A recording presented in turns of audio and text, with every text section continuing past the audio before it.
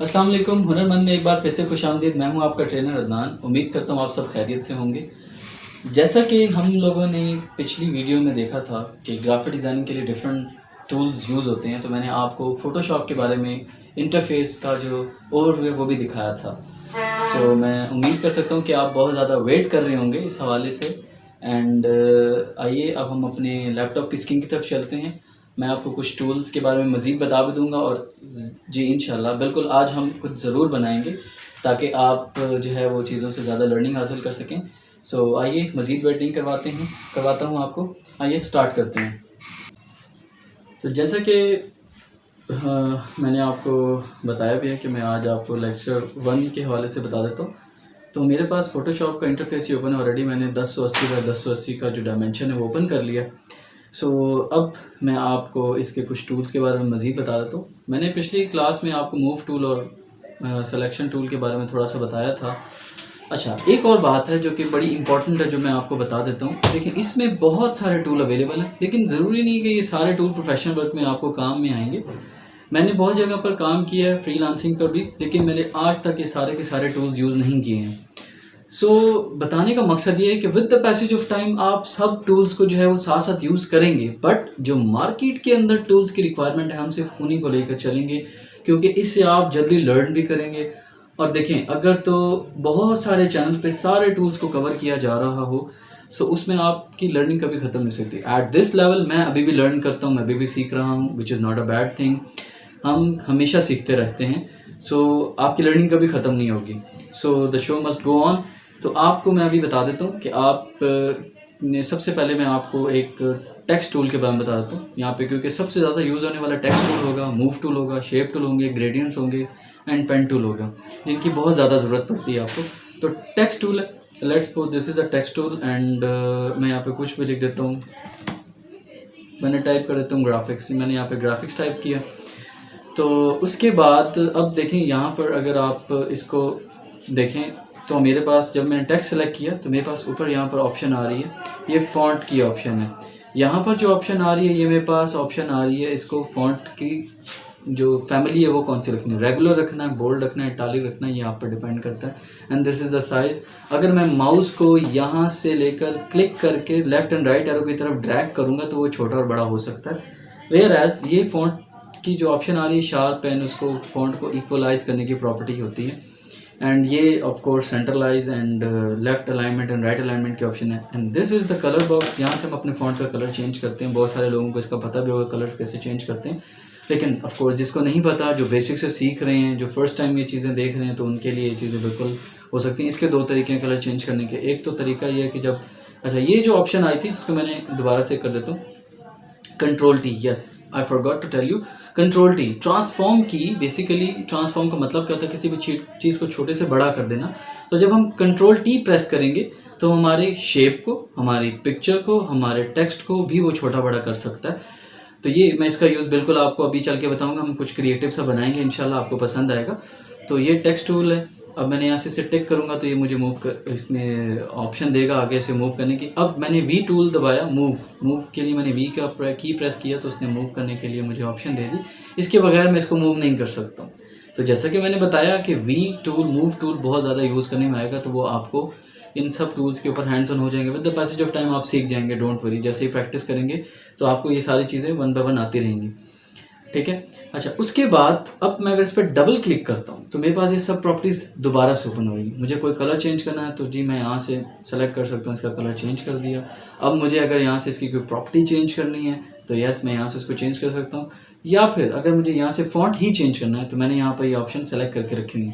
अच्छा, ये जो साइड पे स्वॉचेज़ हैं ये मैंने कैसे रखी हैं? ये स्वॉचेज़ मैंने यहाँ से बनाई हैं, विंडोज़ से जाकर। यहाँ से जो भी आपको ऑप्शन चाहिए, कलर, करेक्टर, ग्राफ या जो भी रिक्वायर्ड, आप क्लिक करेंगे तो वो सेलेक्ट हो जाएगा, ठीक है। इसके ज़रिए आप कर सकते हैं। तो टेक्स्ट टूल के लिए फॉर द टाइम इतना ही मैं आपको बता देता हूँ। बाकी जो चीज़ें होंगी वो मैं आपको और भी बता देता हूँ, लेकिन अब मैं कुछ आपको शेप टूल से कुछ क्रिएटिव सा करके बता देता हूँ। या फिर हमारे प्रोफेशनल इन्वायरमेंट में टेक्स्ट टूल के ज़रिए कुछ लोगोज भी क्रिएट होते हैं। तो उससे पहले मैं आपको और भी दिखा देता हूँ कि लोगोज किस टाइप के होते हैं। जैसे कि टेक्स्ट लोगोज हमारे पास होते हैं, तो मैं आपको बता देता हूँ इंटरनेशनली जो टेक्स्ट लोगोज कौन कौन से यूज़ होते हैं।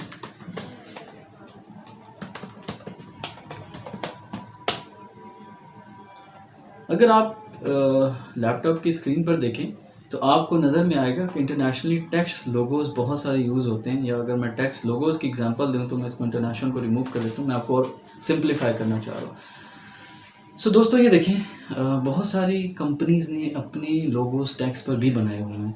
सो text and typography is the main thing in the graphics. अगर आप टाइपोग्राफी में अच्छे नहीं हैं, अगर आपको टेक्स्ट को अलाइन करना नहीं आता, या फिर आप सीखने के बावजूद भी टेक्स्ट अलाइन नहीं कर पाते हैं, so you are still missing something.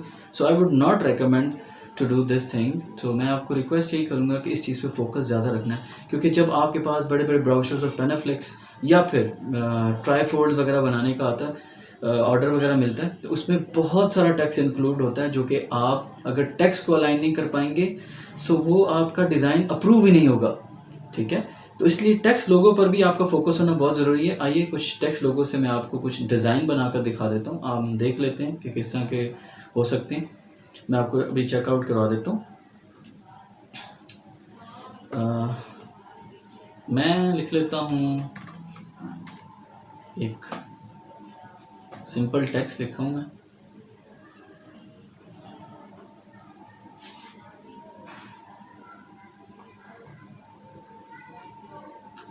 अभी मैं कोई फॉन्ट जो है वो अपनी मर्ज़ी से रैंडमली सेलेक्ट कर रहा हूँ। आप वैसे अपनी मर्ज़ी से भी सेलेक्ट कर सकते हैं, लेकिन जब आप प्रोफेशनल काम करेंगे तो वहाँ पर उनकी अपनी ब्रांड गाइडलाइंस होती हैं। ब्रांड गाइडलाइन क्या है, मैं उस पर आपको पूरी एक वीडियो में 1 to 1 चीज़ बिल्कुल गाइड करूँगा। सो हम लोग थोड़ा सा स्लोली लर्न करेंगे, लेकिन हम बेहतरीन लर्न करेंगे।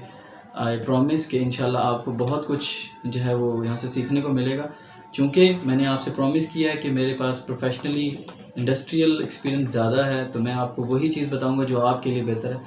ज़्यादा जल्दी सीखने से बेहतर है आप थोड़ा सा स्लो सीख लें, लेकिन आप अच्छा सीख जाएंगे। जब अच्छा सीख जाएंगे तो ऑटोमेटिकली आपकी पेस एंड आपकी स्पीड भी बन जाती है, तो आप मार्केट में भी ओवरकम कर सकते हैं, ओवर शाइन कर सकते हैं।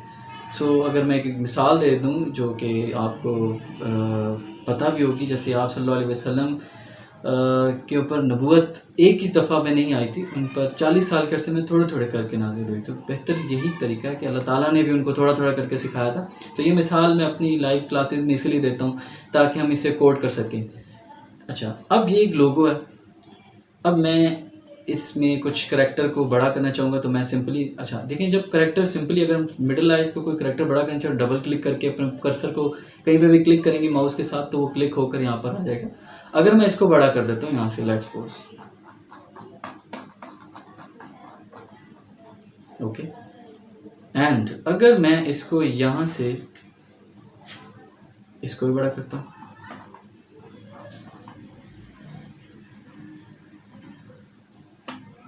और मैं इस पूरे को कंट्रोल टी करके भी छोटा कर सकता हूँ। कंट्रोल टी जब आप करेंगे तो आपके पास एक बाउंडिंग बॉक्स बन जाएगा, उसमें से आप हमेशा डायगोनल में से, कोने में से खींच कर इसको छोटा बड़ा करेंगे। कभी भी किसी भी चीज़ को, कोई भी शेप हो कुछ या फिर कोई पिक्चर हो, उसको आपने ऊपर से या साइडों से नहीं खींच के बड़ा करना, क्योंकि जब आप साइडों से खींचेंगे तो आप देखेंगे कि ये क्वालिटी ख़राब हो रही है। ठीक है, तो ये गलती कभी नहीं कीजिएगा आप। अच्छा, लेट्स सपोज ये हमारा एक लोगो है। अब मैं इस पर डबल क्लिक करके इसको कलर दे देता हूँ। सो अगर आप फोकस करें, अच्छा ये जो स्पेसिंग है ये आपको क्लोज एंड वाइड करने में ऑप्शन होती है। इस पर भी कुछ कंपनी ने लोगोस बनाए होते हैं, तो वो स्पेसिंग पे मुताबिक हम लिख के रखते हैं इस पर। अगर आप इस पर फोकस करें तो क्या यहाँ पर आपको क्या मैसेज मिल रहा है, इसका जवाब मैं आप लोगों से एक्सपेक्ट करूँगा कि आप कमेंट सेक्शन में मुझे जवाब दें। एंड इससे अलावा हम मज़ीद भी लोगो डिज़ाइन कर लेते हैं। मैं एक और लोगो भी बना देता हूँ, लेकिन यस, इसका अगर आप मुझे बताएं कि ये मैसेज क्या दे रहा है, so I would really happy to see that कि आपको कुछ लर्निंग मिल रही है। इसका जवाब मैं आप लोगों से ही लूँगा, तो ये आप मुझे कमेंट सेक्शन में ज़रूर कीजिएगा। Thank you so much. मैं अभी आपको एक और लोगो बनाकर दिखा देता हूँ। लेट्स सपोज हम एक अल्फ़ाबेट लिख देते हैं करेक्टर का। अच्छा, before that, sorry I forgot to tell you, जब भी हम कोई भी करेक्टर, कुछ भी ऑब्जेक्ट या कुछ भी लेयर वगैरह लेते हैं, कुछ भी हम लोग टेक्स्ट लेंगे या कोई भी शेप वगैरह बनाएंगे, तो हमारे पास यहाँ पर एक ऑप्शन आ जाएगी लेयर पैनल की। ये क्या है? ये लेयर पैनल है। इसका इस्तेमाल आपको throughout the graphic designing, even you are using illustrator, you are using Photoshop, यहाँ पर करना पड़ेगा। जब तक आपको लेयर की अलाइनमेंट नहीं पता होंगी कि मेरी ऊपर लेयर कौन सी होनी चाहिए, नीचे कौन सी होनी चाहिए, वो आप नहीं सीख पाएंगे। तो लेयर की अलाइनमेंट भी बड़ी ज़रूरी है। तो मैं यहाँ पर एक लोगो बनाने लगा हूँ, मैं दिखा देता हूँ आपको।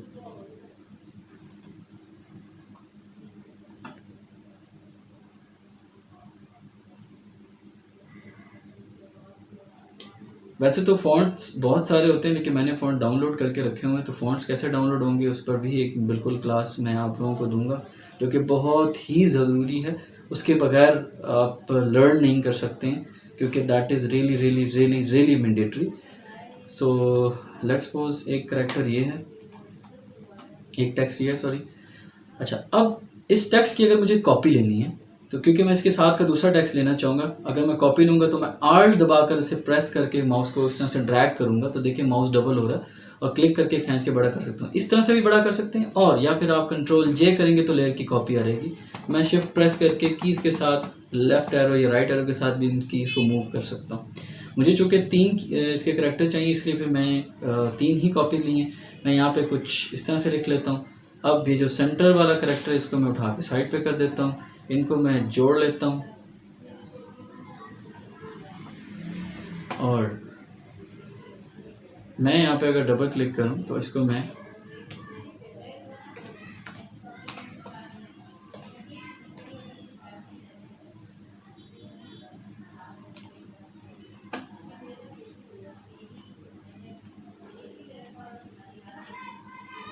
अब देखिए यहाँ से लेयर को अगर मैं ऊपर लेकर जाता हूँ तो ये बिल्कुल इसके ऊपर आएगा, जो कि मुझे इस चीज़ की अंडरस्टैंडिंग आपको with the passage of time हो जाएगी। ठीक है, अब मैं इसको थोड़ा छोटा कर देता हूँ यहाँ से। सो देखें, ये भी एक सिंपल टाइप का लोगो ही है अगर आप देखें।